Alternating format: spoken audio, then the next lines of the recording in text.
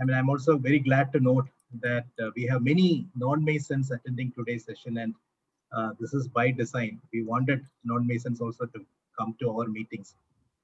But I think for their benefit, let me give a brief introduction about Masonry in general before we start with our session today. Masonry, Freemasonry, is world's oldest fraternal organization with a recorded history from probably 14th century AD. However, our mythological history traces our lineage back to King Solomon's period, that is 1000 BC. Freemasonry is a fraternity of men bound together by oaths based on medieval stonemason guilds. The organized Freemasonry, as we see it today, was started in the 18th century. Now, Freemasons knew how to build Gothic cathedrals and castles from massive stones, and they knew the science of geometry during that period. Masons zealously guarded these secrets that turn a small drawing into an enormous structure. The knowledge wasn't even divulged to the bishops or kings who actually employed them during that period. Because this group was indeed a craft guild, its members today sometimes refer to Freemasonry as a craft. They aren't talking about witchcraft, but what they accomplished did seem like magic. Today, we are no more operative Masons, but rather speculative Masons, where we use the principles of Masonry to make fine men better. There are certain protocols, certain rituals that we follow, which are as ancient as the craft itself. For many centuries, members kept their membership in Masonry a secret because of various political and social reasons. Masons were really powerful people. They were politicians, powerful politicians, artists, scientists, and many a times, you know, that there were a lot of friction between the power centers during that period, basically the church and other power centers. So they wanted to keep their membership as a secret. However, time has changed. Now, even Masonry has become more open. We are no more a secret society. At the most, you can say that we are a society with certain secrets. These days, we conduct open houses every year. In Mumbai, we are going to conduct our open house this year. At on 6th of June. I'm sure all of you will receive an invitation for that. Usually, we conduct a physical meeting where you can come to our temple and see the interiors. We will explain everything. The questions will be answered. But this time, since it's a COVID period, we are planning to conduct this as more of a virtual event. But however, you will be shown the temple, how it looks like, what are the different furnitures, what are the different some explanation about the rituals that we are going do. And most of the questions, I'm sure, can be answered. Whatever can be answered will definitely be answered. While our regular meetings are still conducted inside the closed doors of a Masonic temple, we call it a lodge. At Silvery Dawn Lodge, which I am part of, which is under the roles of the United Grand Lodge of England, we decided that we will also conduct virtual meetings and involve people from the public, so that people can know more about Masons directly from us rather than reading from some controversial stories about us from the internet. So and that is the reason why we are here today, and very glad to have Dr. Khattar to talk to us, and she's going to talk about a very important subject and very relevant at this point of time. I'm glad that we are able to conduct this session, and all to you, Dr. Khattar. Thank you so much. A very good evening to all of you. I hope you can see the screen clearly and hear yes, me we clearly. Can see your screen. Great. So, very warm welcome, and we've really opened up our spaces, right from our beds, our studies, our living room. You have been so generous. Be it your work calls, be it any family event, be it reaching out to people who need help. We're just opening up and offering our spaces rent free. So I just want to again tell you thanks and for being so generous, and also congratulations for taking out the time. This is indeed a very dark time. None of us You're much older to me, so maybe not you, maybe not even your parents would have thought of this time. And I'm going to talk a little bit about what each of us are experiencing, but also congratulate you that you have decided to do something about how you're going to manage it and how you're going to emerge out of it, how you're not only going to survive, but you're going to thrive. So you are on that journey. This is a dark time where, with the COVID crisis, we are persistently having a feeling of languishing. We are not depressed. We are still a little bit hopeful that, okay, maybe things will change. I don't know what's going to happen, but let's hope for the best. And at the same time, it's not like you are flourishing. It is not like things are feeling rosy and happy. And continuously, we may have received messages over messages of who all are suffering and who all. Take a moment. You can use the chat box. What is it that you have lost? And what is it that's causing you pain today? Over this time, the next half an hour that we're going to be talking, while we come to the question answers towards the end, I keep using the chat box to interact with you. How has COVID impacted you? What changed for you? And so there are a lot of things that you're managing for yourself and for others.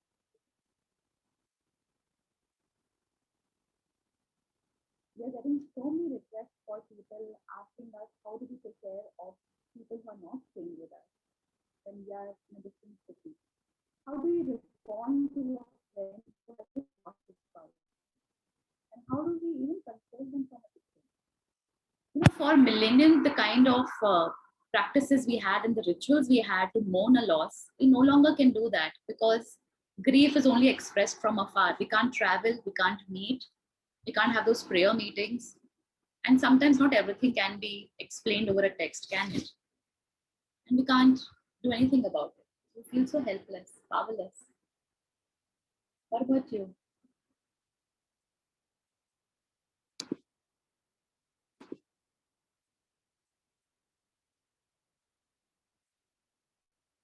So take a moment and reflect. If you can hear me clearly, that's great. If you can't, do let us know. Something is going on and we are continuously trying to think, what more can we do?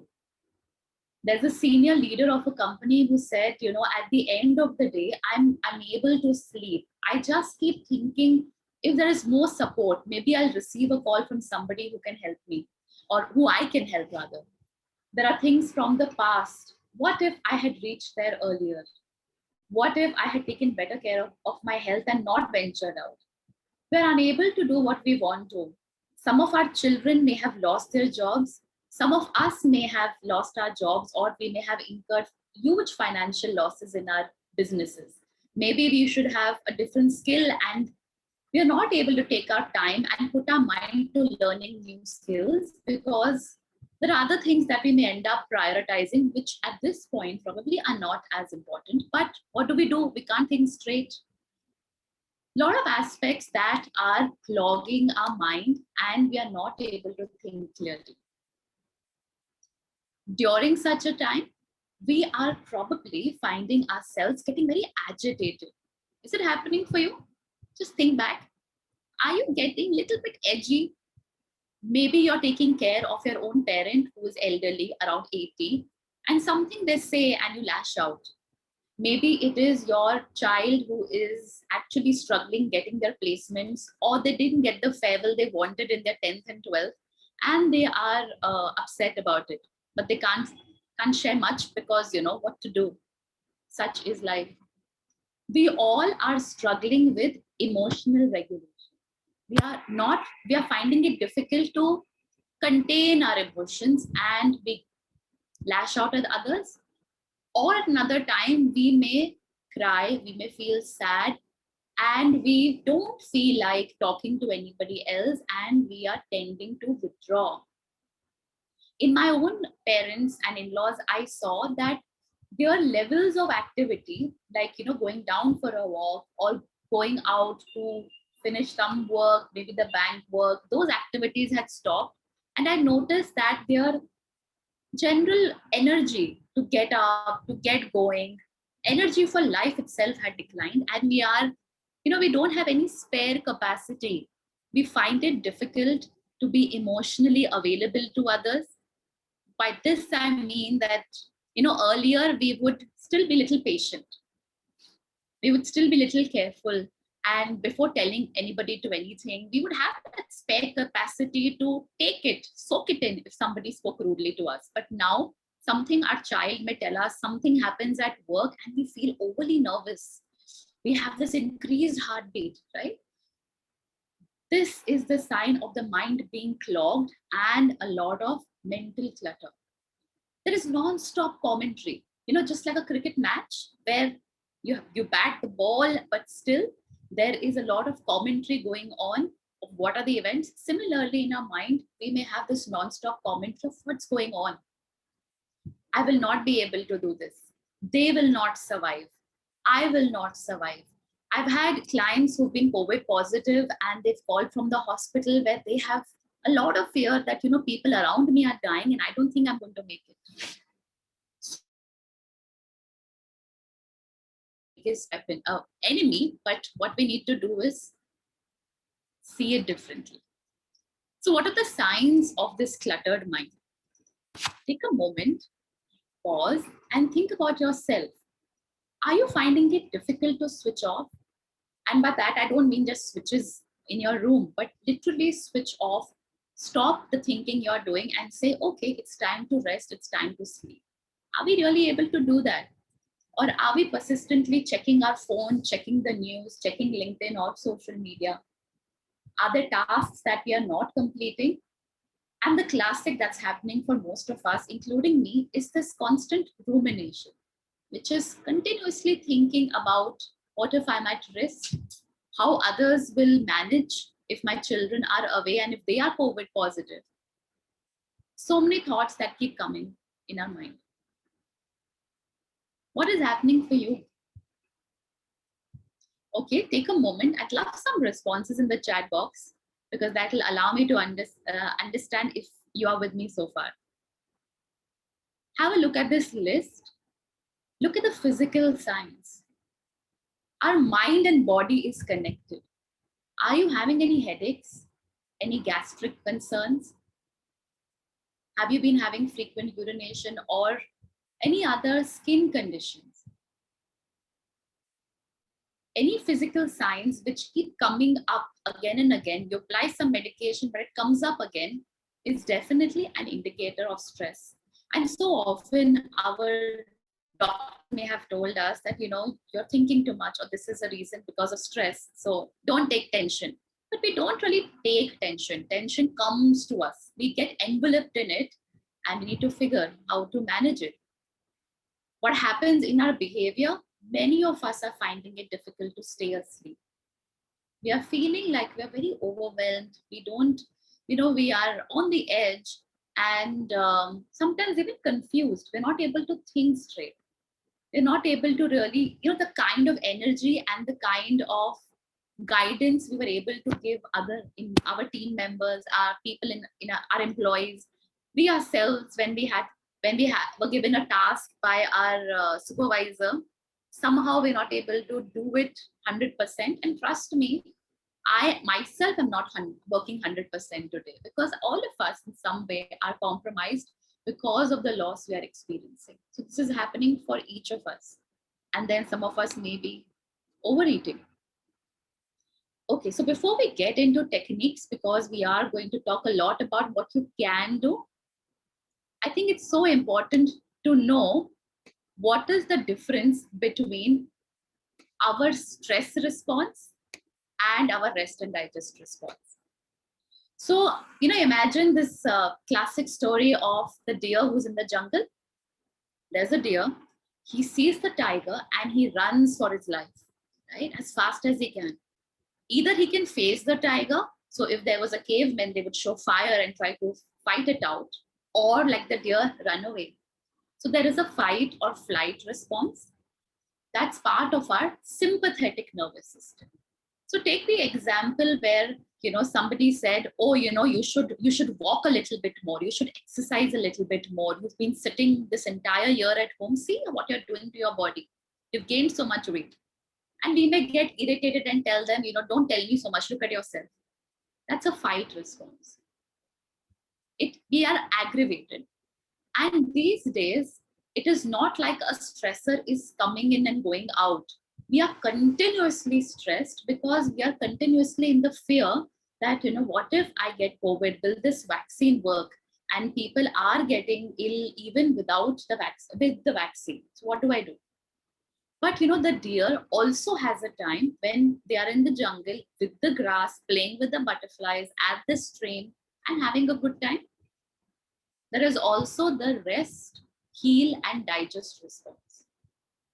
Many of us are continuously feeling stressed and we are not pausing enough.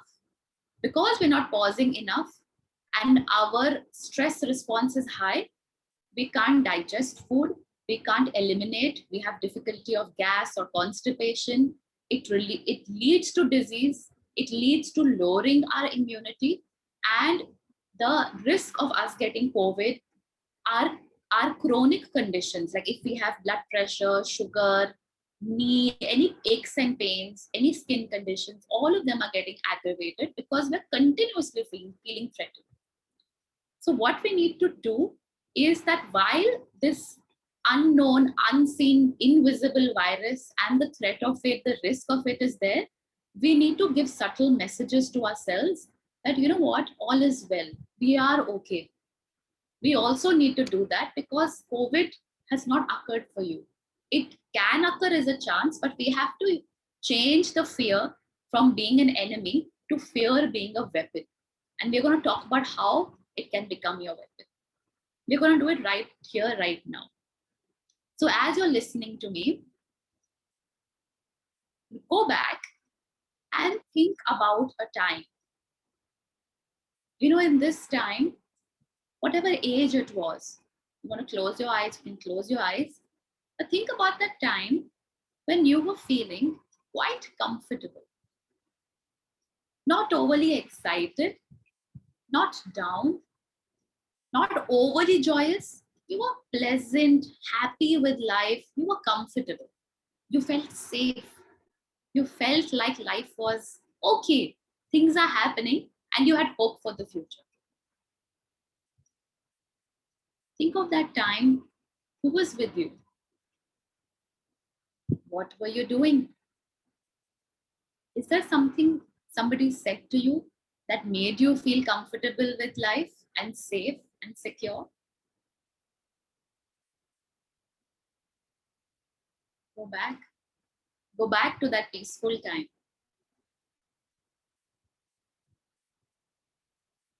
Visualize it. Imagine that scene, how it felt, what you could hear, who all were there, what was there. Good. Now take your attention to your body.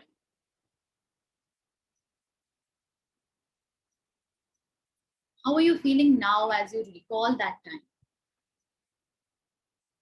Gently open your eyes.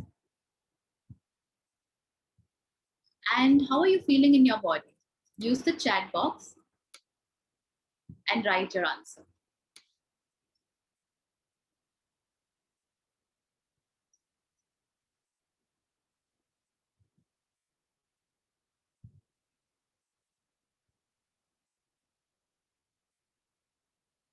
You're feeling calm, Shilpa? That's great.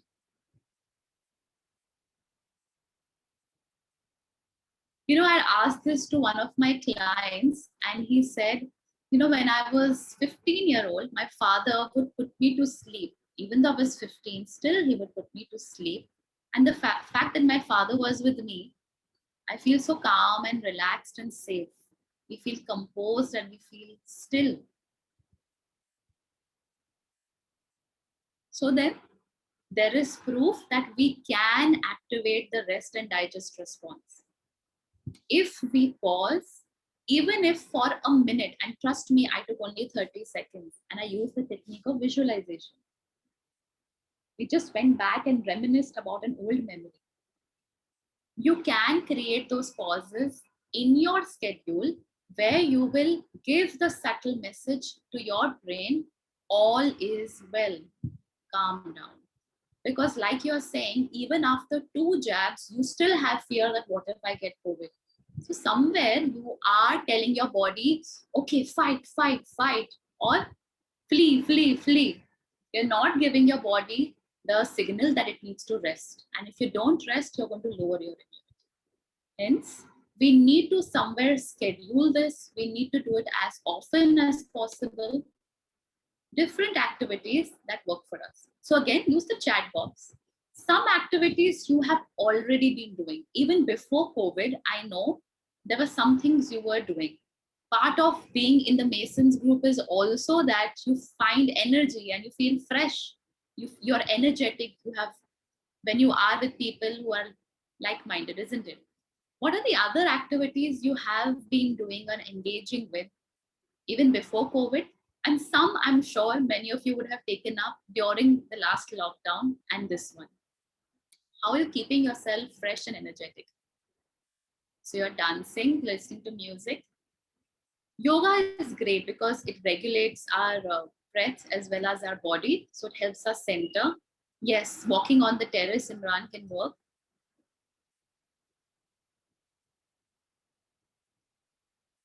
And then gymming. So there are different activities that you are doing. Are some of you also learning some music? How do you work out without a gadget? That's superb. And even with one is fine as long as you feel energetic. Okay, so now why is this feeling good to you? Just understand the process, because sometimes we may not feel energetic enough to do a workout, or we may be in a situation where we feel so numb. Say, unfortunately, you may have heard of a closed one passing away, and we feel like we can't think straight. Different thoughts come to our mind. We go into a default thinking mode. Our mind captures us, our attention is hijacked, and we feel very, very nervous. We feel numb, and we are at a loss of words. We don't know what next step to take. That's the default thinking mode, where we get very tensed and we think of all permutations, combinations of the what ifs and the don't knows. Isn't it happening? Even now, when I'm talking to you, you're listening to me, you're here, but some other thought has come into your mind because of what I'm telling you. You're thinking about your friend or that call you received today morning. Gently get yourself back, shift yourself from the default thinking to the direct thinking mode, which is right now, right here. And the way you can do it, say to focus on me, is okay, look at the color of the clothing I'm wearing. Look at my voice. Look at the backdrop that Venkatraman sir has of the Lords that I'm missing today. Right? You're coming back to the present by using your senses of sight. It could be my voice, so that is of sound. Maybe you're sipping a drink. It is the taste of the drink or the fruit you're having. The taste of that can help you refocus your attention to the present. It's sometimes very, very difficult to really get a grip on ourselves, and focusing on just the present moment of what we see, what we hear, can help. The next step, which is the short way to activate a rest response, is to focus on our breath. You know, whenever we are enveloped with fear, our body gets a message that heart rate and breath rate are not as important. In fact, our breathing intensifies, our heart rate intensifies, right? Haven't we all experienced it when we were in school and the teacher called out, okay, come on, now you read the next paragraph. And immediately we used to have increased heartbeat, right? Over the time, we realized how to manage it. But now in many situations, you may have that your heartbeat has increased. Similarly, it may be happening for you. You know, earlier this week, I got the news of somebody I lost, and I couldn't experience my breath. It was almost as if it was shallow. So focusing on our breath, we can do it right away. Just one mindful breath. I'm not going to ask you to do meditation. If you do that, it's great. But sometimes not everybody is comfortable with meditation or something they have done before. So then just breathing, because breath is something which is there with you all your life.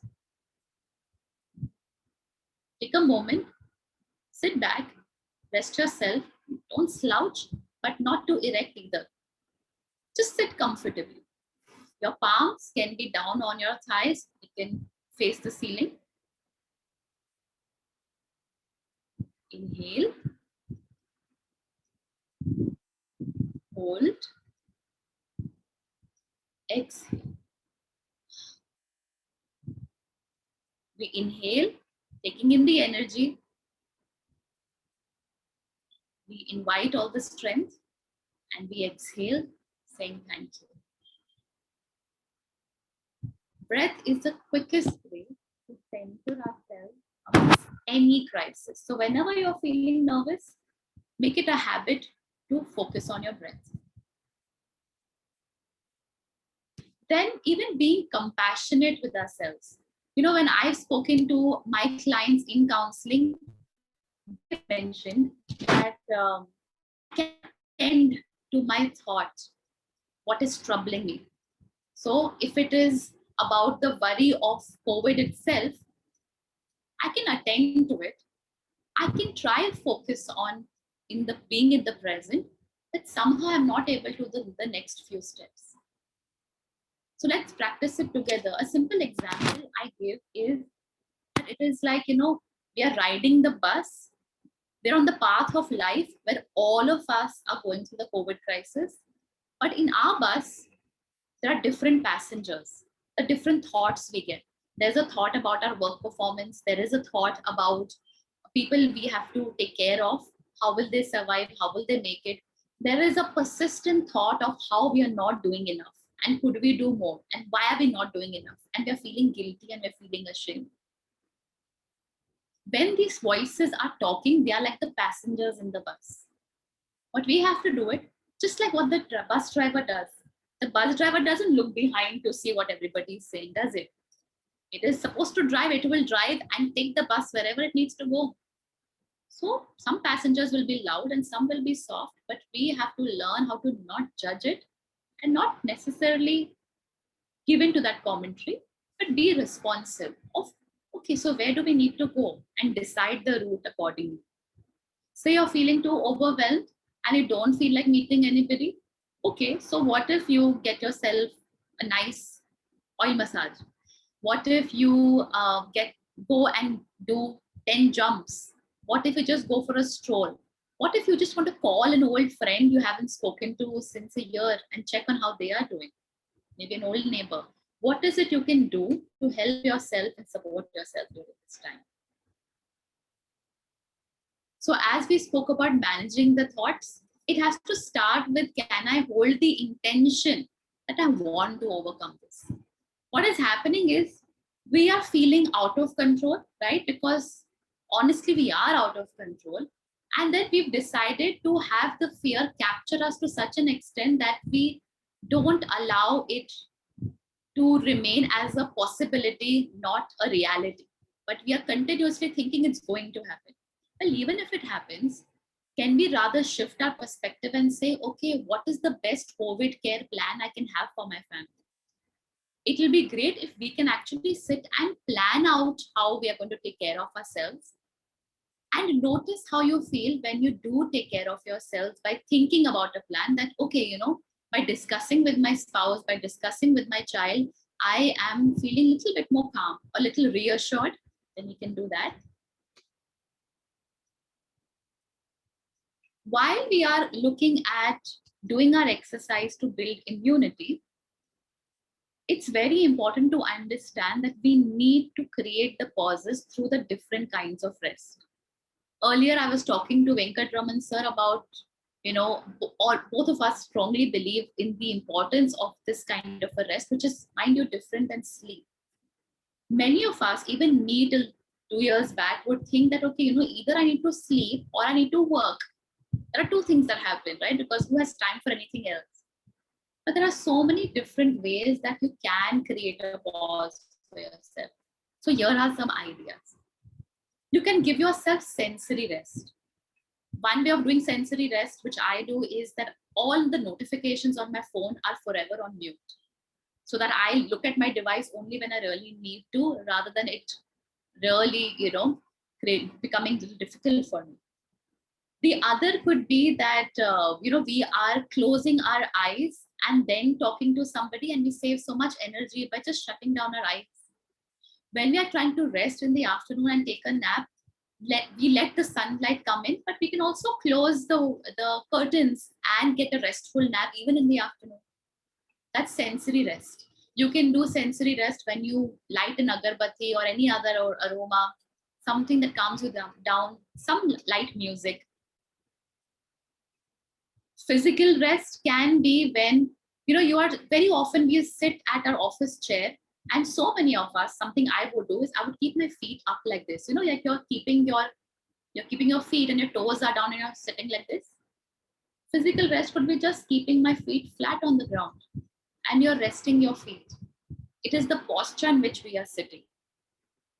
Simple tips that we can use while we are working, because many of us are just getting up from the bed and sitting into our chairs, right? Full day.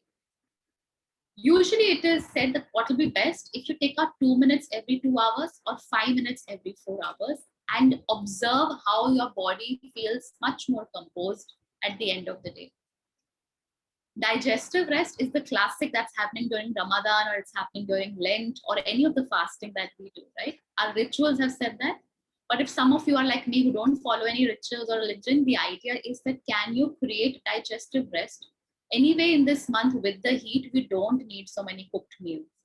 So having gaps, having only 2 cooked meals a day at maximum, not overloading ourselves, but actually having fruits and fresh vegetables that are best for immunity will also work well, because they will not put further load on our digestion system, but rather they would ensure that cleansing happens, elimination happens, because you have to remember all of us are feeling stressed right now.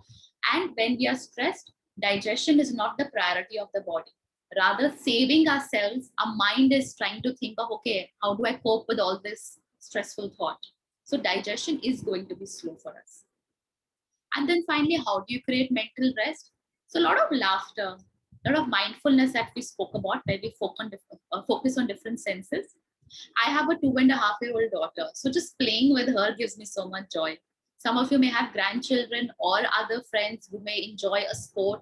Like I know there are a lot of men in my building who love playing volleyball after dinner at night. It's not about the exercise only, right? It's also about giving yourself something different, infusing fun, cooking that favorite meal. Then there are different ways that you can express yourself by, a lot of people came in during counseling and they said that I'm finding myself binge eating. The problem is that we think we need food when we are hungry. When we are hungry, we need energy. And I have realized, at least for myself, that whenever I would be hungry, I would try and sleep. Sleep is the way I conserve energy. And I wouldn't feel hungry anymore. So often my hunger was linked to my lack of sleep. So if you are feeling excessively hungry and you're eating, it's probably because you haven't identified what are your energizers. Is singing your energizer?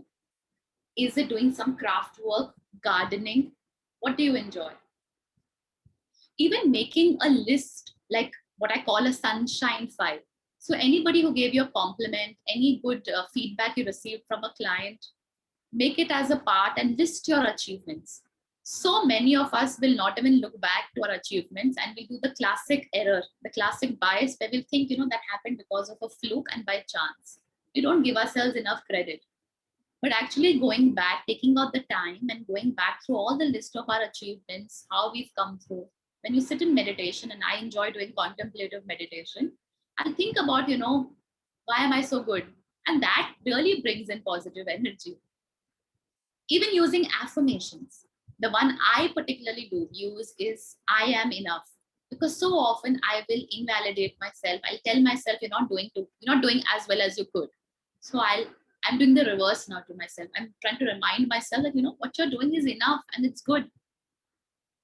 I think even expressing care for other people around, I've decided to do that with my coworkers, and I'm seeing a boost in their productivity when I appreciate them for the work they're doing, which earlier I wasn't.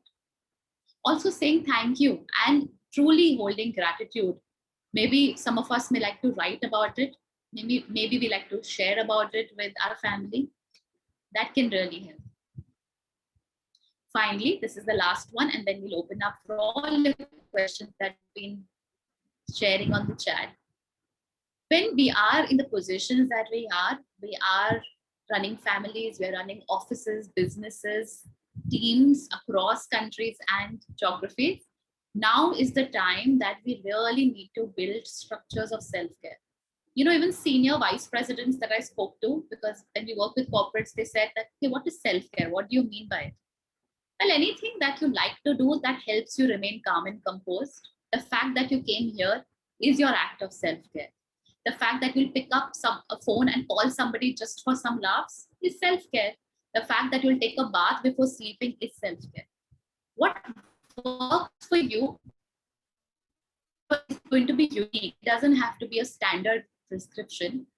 What's happening is that when we are in charge of our families, communities, and offices, we are in position of power and privilege where we can have systems of self-care that we really need to highlight for those who are with us. So committing to that, using appreciation for it, creating space where people can switch off. Venkatraman, sir, I thought you'd said that in the afternoon, you're in your office, you take some time off. Is that true? Sorry, I think you're on mute. I had blocked my. So what we do is that we gave 1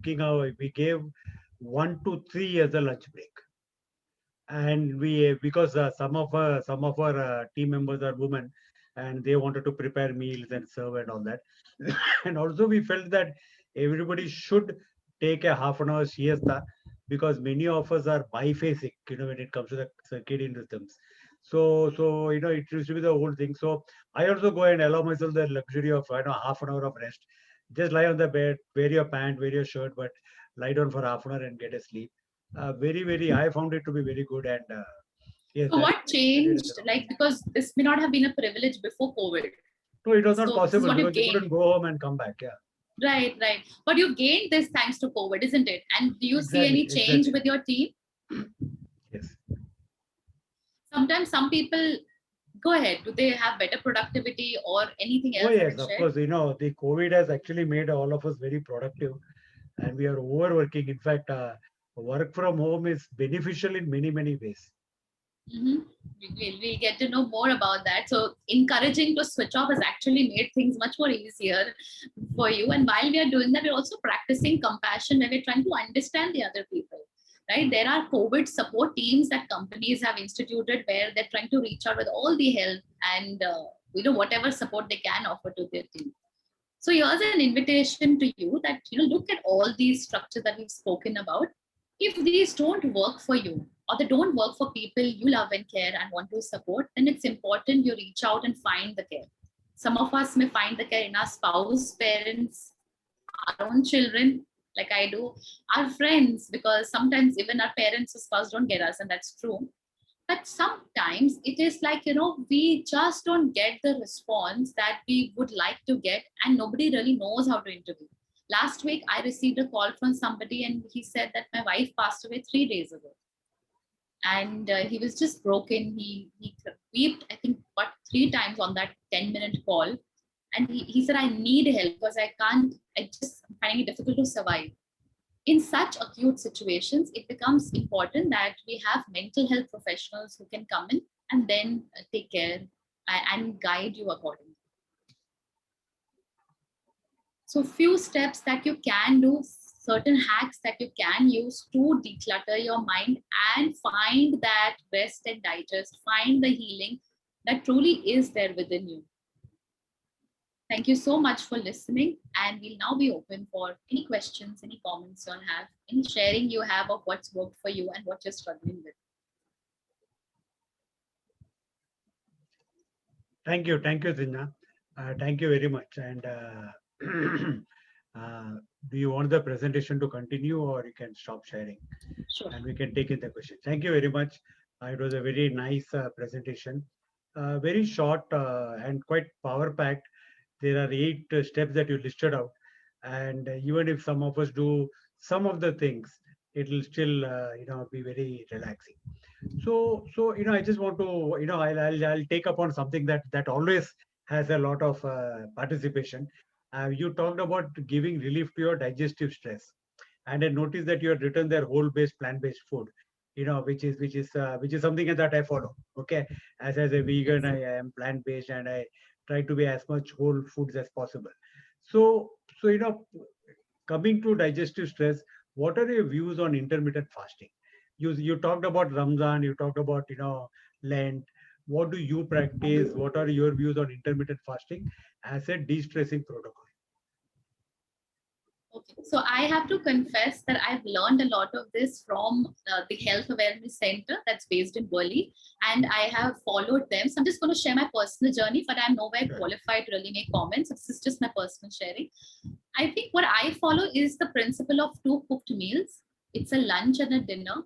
I can't have a cooked meal, which is roti, sabzi, or uh, rice dal, or all of it without a salad. So 1/3 portion of it has to be a salad. The logic is simple. Fruits are our energizers and they are our cleansers. The way a watermelon bowl can give us energy will be 20 minutes, but a tea cup will take 12 hours to digest. So obviously we need to turn to watermelon early in the morning in the broad sunlight to feel energetic and to get all the serotonin and all the chemicals that we need. So those are our cleansers and energizers. Vegetables are the ones that will help us with the enzymes and they will help in the cleaning process. So it is like we have the jhadu katka, but we don't have the helper. We need both to be able to do cleaning in our body. And that's essential. How do we fuse that in? Great effort that we can put is in if we have raw food, which is all your fruits and vegetables. Have your mangoes, that's the season. Lychee and cherries have come back. Who wants to eat a roti in this heat?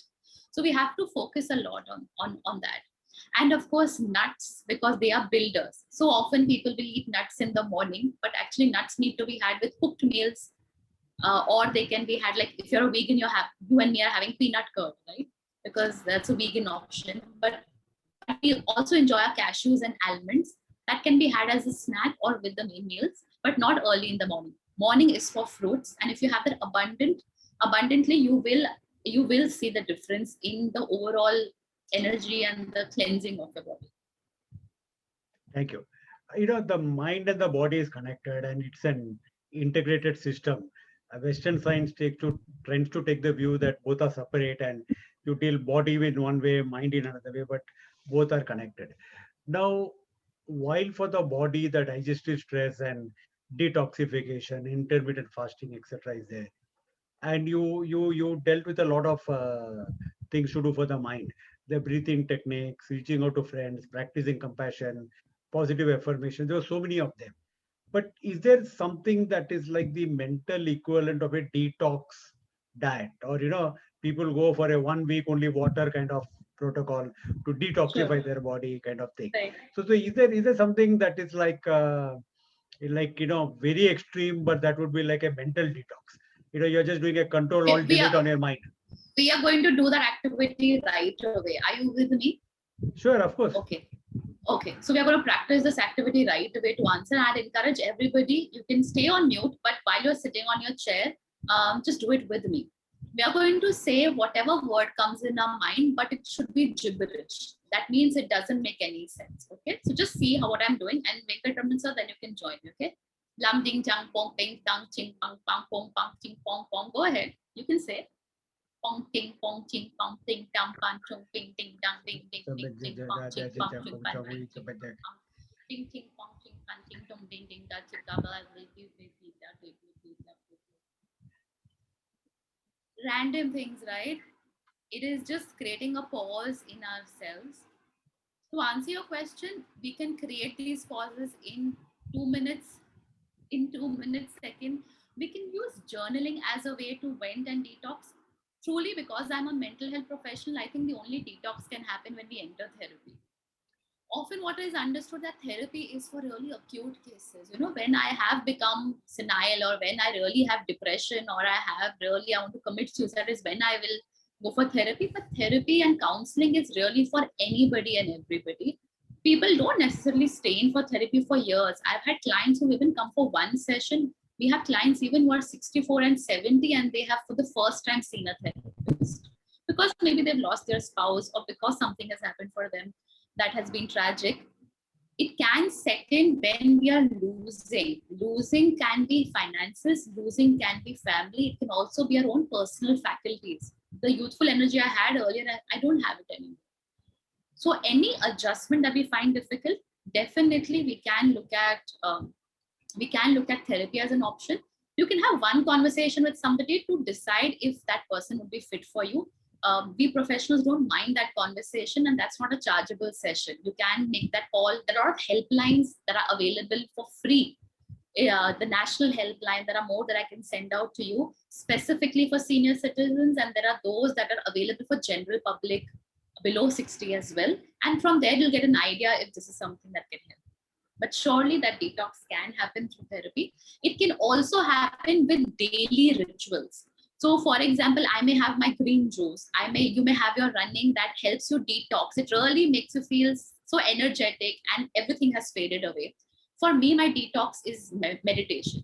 So it's really up to our self-care menu of what works for each of us. And to discover what works for us, that's where even counseling can help. Thank you.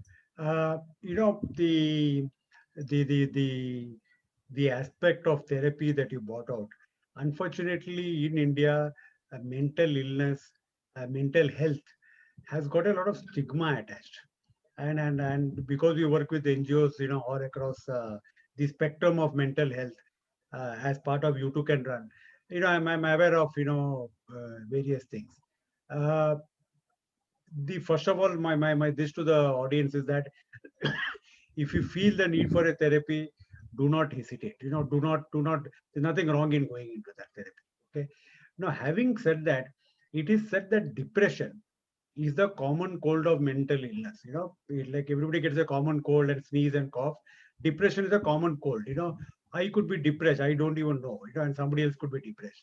So what are the if there are three things to know whether you're depressed? Self-evaluation checklist. You know, like you go into the car, put the key, and then all those lights kind of do a check, and you know your battery and everything is working correctly. So what are if there are 3 points to look at self-test? What are the 3 points to self-evaluate that whether you are clinically depressed or not? So I will come to the 3 points. Before that, I'm going to just make the distinction between sadness and depression, because a lot of time people also get confused about it. Sadness is what both you and me may feel. We may feel it for a bit extended time when we've lost somebody now in COVID, but otherwise sadness is something that comes and goes and it doesn't stay. But depression stays on. It's not dependent on what is happening on the outside. If somebody has come in to see me who I really love, and usually I would feel happy, still I may continue to feel sad, and my mood may not lift. So if you have been experiencing that for more than 15 days, then it's important that we seek therapy. And I know of people who've experienced this for years together and they haven't seen a counselor. So how we need to understand what are the 3 major signs. If you don't have interest in what you used to earlier enjoy, and you feel somewhere there's a change in your personality, who you used to be, you're not that person, you're not able to enjoy things, you're not able to, like you want to stay away from people, not really engage. That's sign number 1. A major sign, of course, is if you have thoughts of self-harm, suicide. You may not do it because you have responsibilities, or you think that my religion doesn't allow me to, or this is not something I want to do, and get my family shamed for it. But you do have those thoughts. That is an immediate need that you need to see a psychiatrist. So that is major. The third thing is that often for any persistent, I'm just sharing this with you, not from the example of what is by the categories, but from my practice experience, what is easiest for you to pick. So I spoke about the activities. I spoke about thought of not living. And the third, if there's any persistent health complaint, body complaint, you have got any physical condition before your age, be it even hair loss, be it even arthritis, be it even diabetes, or anything which is like migraine, just persistent, any physical condition, with that also comes in is lack of sleep and finding difficulty, staying asleep, then those are major signs for which you should definitely see a psychologist. Thank you. I think that is very helpful. Last question before we take responses from our audience is that unfortunately the cases of suicides are increasing all over the world, and it's becoming very, very common. How does a family member or a friend, and I know of cases where the person was absolutely normal, everything was all right, we partied with people, he ran yesterday morning with some people, and there was nothing, no cause for complaint, his wife knew nothing, his children knew nothing, his bosses knew nothing, and suddenly the person has committed suicide. So what supposing I want to watch out for people like this as an external party, what are the pointers that somebody is feeling suicidal? So suicide is not about that the person suddenly wakes up and commits it. While that is, but that is a myth, that's not true. It is about, are we really listening and seeing the signs? It's very easy for me as a professional to say it, but I do know that in my own personal experience, I have been in denial. And so often we go to our defense mechanisms. We go in the denial mode because we don't want to face the fact that our family member is suffering despite all the efforts we are making. We are not able to truly see it. It's a lot to do with the education or the knowledge that people have about how to deal with suicide. I've had young clients, even 12-year-olds who have eating disorder, shown me their suicide note and said, we were going to jump off the 16th floor of our home last night. And I'm the one breaking news to their parents, and they are shocked. Oh, really? Okay. So these things do happen and these are well provided families where everything is, the relationship is also good. But the reason is completely different. It is because of a eating condition where they feel they don't have the body they should be having. So knowledge about it. I think what's important to know as a family member is, if we feel that our child or our wife or our husband or anybody, our sister, brother, if they are struggling to keep a job or study in a course, because now usage of weed and drugs has really increased. Behavior addictions have really increased. We may have children who are, just consumed with online gaming because they can't meet friends. We think it's fine, but they're developing addictions. They're binge watching. What is the social circle they are following? Anything that's becoming an addiction. So we have to look at the behavior, and anything that is cautionary, just call a helpline and ask them. I think we need to start doing that rather than saying, am I going to prevent suicide? It is about, can I just reduce this stress and enhance the quality of life? So at IEC, we focus a lot on preventive mental health care, and we say we don't have to reach the stage of thinking of suicide. There's a lot of preventive work that we can do. A lot of life, just days in a person's life of enjoyment with you as a family together. So often parents will say, she doesn't listen to me, or he doesn't listen to me. They just shut their room door and we don't know what to say to them. And we've been struggling like that for months together and years together. There's so much of quality of family time that we've lost, and experiences we've lost as a result of that. So timely intervention can make a real difference.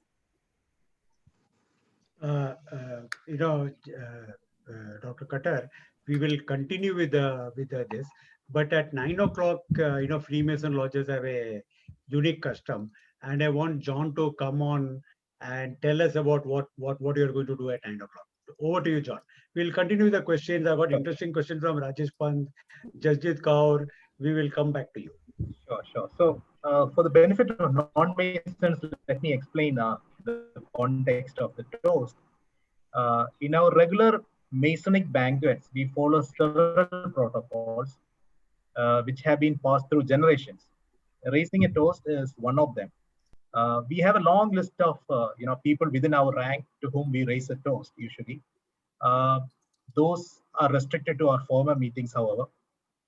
Today, we would like to raise a toast to the absent brethren, wherever they are on the surface of earth, land or sea, assuring them that our thoughts are with them and they are never alone. The entire band of Masons across the universe are standing in solidarity with them.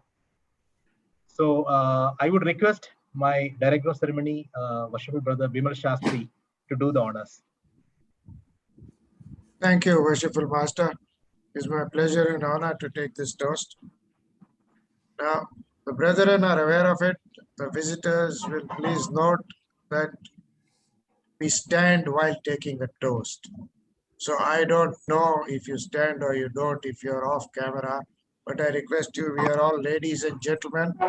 So brethren, upstanding, please, all of us. Upstanding is, please stand up. All of us, please stand up. Whatever it is that we are drinking, we will take a toast to all absent brethren, wherever they are, whatever they are doing, we are thinking of them and they are in our thoughts. Absent brethren. Absent brethren. Thank you, ladies and gentlemen. Please be seated.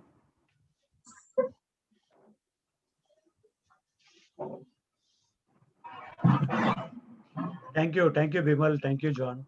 Okay, we'll continue with the questions, Dr. Khattar. There was a question from Rajesh Pant, and he asked about the importance of hydration. And can you dwell on that a bit? So I must confess that my thoughts on it would be very different from what is professed in medical literature otherwise. So I'm going to share give you the answer, but from my personal experience purely. I realized that when I was following the trend of drinking a lot of water, I was actually experiencing a lot of flatulence and discomfort. I was not happy with that. When I compare that to actually having a lot of fruit, by that I mean probably a kilo of fruit every day, and some days it's half a kilo. My body tells me when I'm full. Fruit has water that is needed and that replenishes us with energy. The water in our body is not the water that we drink. It's actually generated. So our body needs to break down and take out the water from the food, the spinach that you have, raw spinach that you eat, the watermelon you eat, the muskmelon that you eat in this season. That is what is healthy. So I realized that when I switched to a fruit diet, my need for water wasn't beyond 1 liter every day, and that has been sufficient. But like I told you, this is from my personal experience, and you can take it and experiment on your own, and you can also consult people. I do if you want to know more. I can add I can do an entire webinar on just water. But one of the biggest things that has happened now is that it is believed that the water doesn't have the crystalline structure because of loss of minerals, filtration, RO, etc., etc. And because the other 78 essential minerals are not there in the water that we drink from the bottle, the water just passes through. It doesn't get absorbed. You just goes through the body, and the intracellular hydration that needs to happen doesn't happen. So there's a lot of school that you should have it with fruits, with water, or as you said, eat juicy fruits, etc. So that the osmotic, symbiotic fluids go along with the water. Anyway, that's a different story for another day. Okay, so I concur with what your findings are. So Jasprit Kaur says, that she was very useful, and the introducing structure has been very good. One affirmation that has worked for her and some of my clients, it is okay for me to have a flexible routine instead of being unproductive. Being even walking, waking up and gathering a little bit of energy is productive. I want to dwell here that actually the work from home is extremely stressful. Though you don't have the stress of going to office and traveling and commute and all that, but actually you are expected to be online all the time, which is an expectation of this interconnected world that we are in. And for women, it is doubly stressful because now the husband is at home and possibly keeps demanding snacks and food and everything that needs to come. The school is at home and the job is also at home. So all that separate space of having a school, a job, and a husband have all got intermingled into the same room, into the same space and time.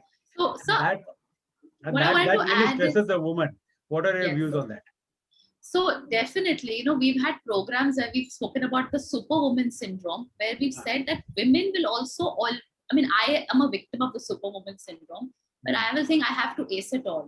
I will not allow myself to not perform as well as I could. And that is a huge struggle. And we may have a lot of our partners, my friends have shared, others have shared, who are very understanding. They're very, they are encouraging and they're saying it's okay, but we will feel so guilty and ashamed if that, the child is not dressed in a certain way, or if the food is not up to the mark. So somewhere we have to embrace our limitations and check ourselves for the superwoman syndrome. And sort of let go. We have to embrace our limitations and prioritize self-care. I think what Jasjeet also mentioned, that when you're stretching, I know you will definitely agree with this, movement is such a big part of our healthcare. And how can we do movement? We don't have to necessarily go for that run or that walk if we don't feel safe to go down. It can be basic PT exercises or basic, twisting of our wrists, some basic stretches, because it does regulate our hormones. So many women, and now even in men, we have conditions related to thyroid. Why is that happening? Because we are not having the right diet because of our stressful lifestyle.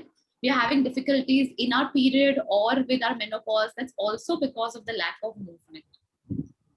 So it could be just simple stretches, few of them, 5 of them, one Surya Namaskar, whatever is our starting point, we can go there. There's a question from Suraj Bhatia. Doctor, how do I reach you if needed? So what we will do is that this session is being recorded. By tomorrow, I'll upload it on YouTube, and we send an email with the link to this session, and also we'll include your presentation, whatever you shared, and it will contain all the details that you need. So expect that to come by tomorrow afternoon at the most, Suraj, and then of course you can directly reach out for whatever reasons you want to reach out. I've shared my email ID on the chat, and I also will share my Instagram. Yeah, you can do that. We can put your email ID and phone. You can do that. So I've done that earlier. I'll just resend it. Okay. Sure.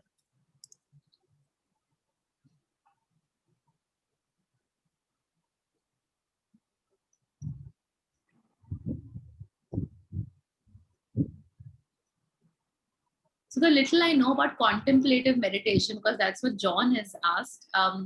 What I like to do, it's also called Shamta meditation, and it is inspired from the Buddhist school. Since I'm also an arts-based therapist, this is something we learned to just, it is a format of meditation where we try to access our inner wisdom. I'm no expert here. I'm still under training. But what's worked for me is that when I sit for meditation, and what is meditation? It's just calm breathing, even paced breathing, and breathing not from the chest but from the belly. It is like we imagine there's a balloon in our belly and we take our belly in and out. So it takes some amount of practice, but it's not very difficult, because if you recall seeing a small baby, they always breathe from their stomach. That's what we need to do. There are different ways, YouTube videos that you can use to do belly breathing. When we are doing that, we take our focus inwards and we decide to sit in meditation with some question or some topic. What is it that I fear most today? Is a topic I think about some days. Why is it that I'm agitated? Is a topic I'll think about. And what will happen to me as I sit in meditation, there'll be different thoughts that will come my way. It is similar to default thinking. A lot of thoughts will come. Some of it are unrelated to my question. I'll park them aside and I will just keep thinking about, okay, what is it? What is it? What do I want? And there are days I'm done with my answer in 10 minutes and I think I'm fine and I have the inner clarity. And there are days I'll sit, like yesterday, I sat even for 45 minutes where I was still figuring my answer to the question I had. The quote that I like to use, and that's said by someone else, is that mind is like water. When it is calm, everything becomes clear. So I use contemplative meditation as a way to just calm my mind down and then think clearly of where I need to go and what is it that I need to pursue.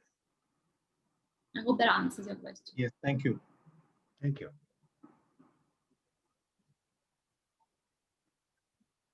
Thank you so much for asking these wonderful questions on variety of topics. From Pratiksha, how to handle fear, not doing well in life thoughts. Again, incompetence, insufficiency, Yes. Self-defeating thoughts. So these are like, these are like that anaconda, right? They just swallow us in. They swallow us in alive and they will take away everything. I think going back to the topic, we were talking about passengers in the bus, right? So we said that, okay, these are thoughts that pop up, but are they a reality? And do they have to guide the path we are taking? They don't, because you know where you want to go. It's just that the passenger will come ahead, strangulate the driver, and hijack the bus. So that hijacking happens, and you need to practice how to let go. For this, probably doing it on your own may be difficult, and that's where professional care can help. A simple way is to just first understand what happens to your body. Do you get stressed? Do you perspire? Does your heartbeat increase? Do you tend to contract your muscles, sit in a stiff way? And if all of that is happening, first relax your body, try to breathe deeply, and then get back to, okay, what is in your control? What can you do right now? Is there a plan of what you can do right away? And start with that. In some cases, it may not work, and then you can surely see a professional. Maybe 2 or 3 phone calls, and you will have your answer sorted. Thank you. Thank you.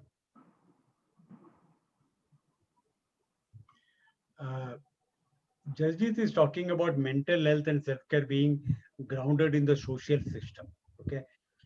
Now, a lot of the social system is about meeting people, having relationships, having friends, etc.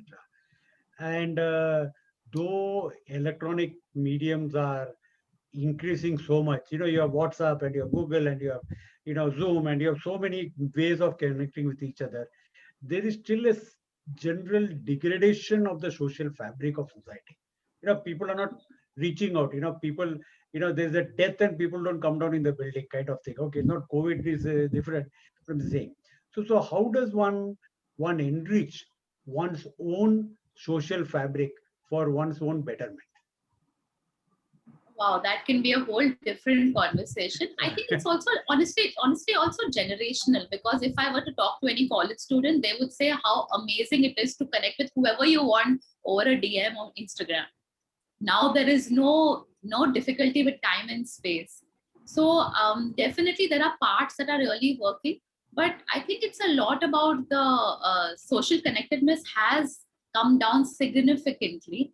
I think the sheer fact that we would have family come in, anybody would fly out on the first flight if they heard of a death. Our grief, I think more than ever, we are feeling so incomplete. We have a loss of words, and we are feeling, I personally am feeling absolutely incomplete, because I can't see my loved one when I need them the most. So maybe over there we have to somewhere establish it online, and yet we know that it's never going to be the same. So we will take some time to accept it, and also hold that hope in our heart that we will come out of it, and we will thrive. But what can we do till then is the question. How do we still boost our immunity no matter what is happening? I think that's what we need to ponder on. Thank you. So Justice says, thank you again for articulating so well about self-care. Is so much. I loved you talking about compassion and attending to it. Thank you, Jasjit. Thanks a lot. So I think we're done with the questions. John, do you want to say anything before I kind of open the floor and allow everyone to unmute and have some social banter? And No, Dr. Khattar, if she uh, wants, she can leave after that, or you can formally thank everyone before we open up the meeting for everyone. Yeah. So I think it was a wonderful session, and the need of the hour, especially. Um, and I'm glad that we could conduct this. We could have Dr. Khattar to talk to us today about this particular subject. And I know that for a fact that everyone is going through a lot of stress these days. I am going through a lot of stress, so I can talk about myself. I really see that someone like us, I mean me, uh, who is working from home right now, the workload has tremendously increased. I'm sure that it is the same case with most of the people. Okay, we don't know how to manage time also, and definitely the productivity has increased, as Brother Venkat was mentioning. At the same time, productivity has increased, but the stress levels also have increased so much. So I was wondering, okay, so there are many people who are going through a lot of depression through some reasons, and how they are managing, during this particular season. I used to wonder. So I think it's very relevant topic that we discussed today, and it's very useful. And I really thank Dr. Trinjhna Khattar to come today and talk to us. It was wonderful to have you, and I'm also very glad to see such a large crowd today. And I see a lot of non-Masons coming today, and that is something that really wanted. So wonderful session, and thank you, Brother Venkat, for arranging this. So thanks everyone. So probably Brother Venkat can open the floor now for everyone to ask questions. Sure. So I've allowed everybody to unmute. And thank you, Trinjhna. Thank you very much for being there. And Thank you so much for having me here. Hi, sorry, Venkat. hi, Anil. Hi. Hi. Thanks for coming, Anil. Yeah, my pleasure. No, it's a wonderful session. Quite got to know so many things here, and I just wanted to. I think I have written also. Yeah, the running, the online training sessions, then having your own special running related, exercise related group, which keeps on people busy, and I think that's quite refreshing. I agree, Anil. Thank you.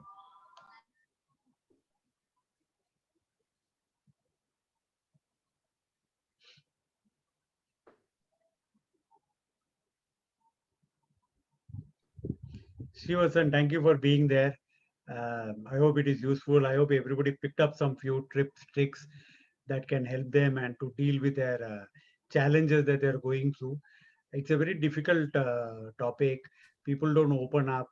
It's very, even see physically, some things, it's paining, it's hurting, but mentally it is very difficult to self-diagnose.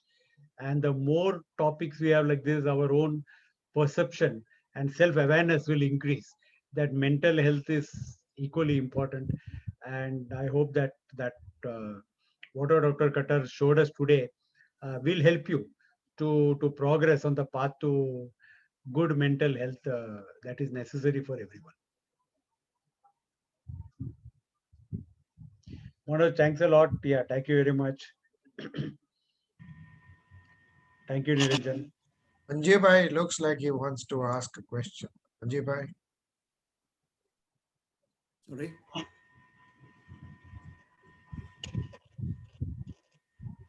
Okay.